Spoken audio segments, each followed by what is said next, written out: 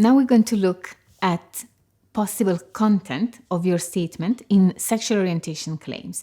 These are just some examples and some questions that you may want to ask yourself when you're drafting your statement. As we said in previous videos, this is your story, and it is very important that you are as open as possible and as detailed as possible. These are some questions that you may want to ask yourself and points to think about when you are preparing your statement in sexual orientation claims. First of all, how do you identify yourself? Are you gay, lesbian, bisexual, or you do not like any of these labels? You want to be identified in a different way?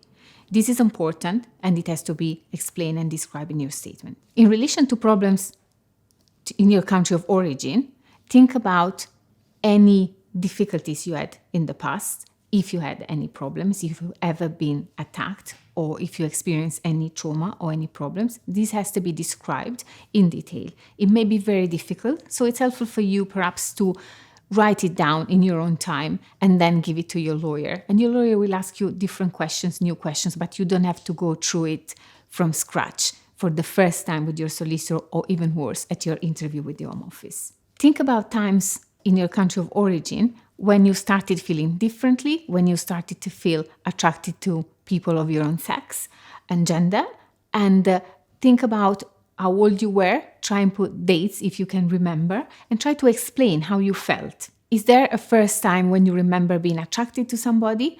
Did you have any experience, romantic or sexual, in your country of origin? If so, try to explain.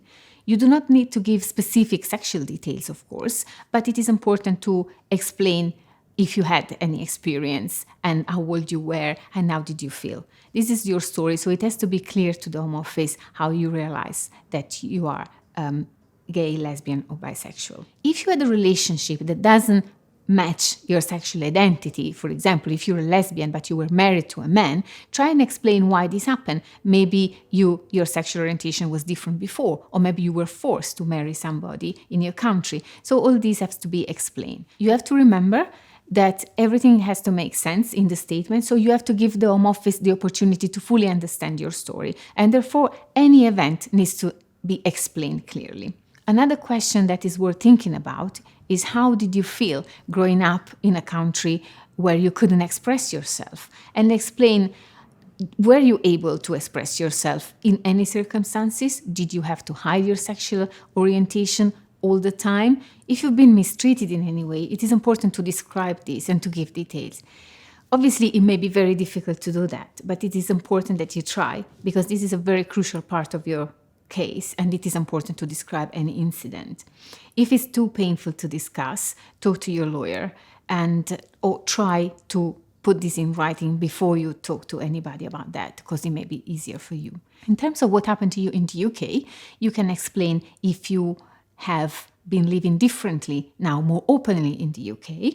If you had any relationship, or if you have any relationship, you can discuss your experience here, what you are doing, if you're going out to places that are LGBT friendly, if you contact any organizations here to meet new people, etc. Finally, you need to think about what would happen to you if you went back. Because no matter what happened or didn't happen to you in the past in your country of origin, the main question to be answered is, what do I fear when I go back? So it is important that you describe your fear, what would happen, and explain why you fear that.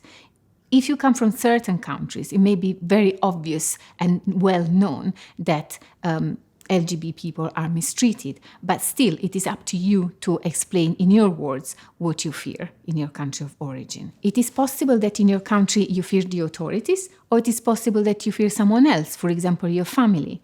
In this case, you need to think whether it would be possible for you to go somewhere else in your country, far from your family. Would you be okay living somewhere else?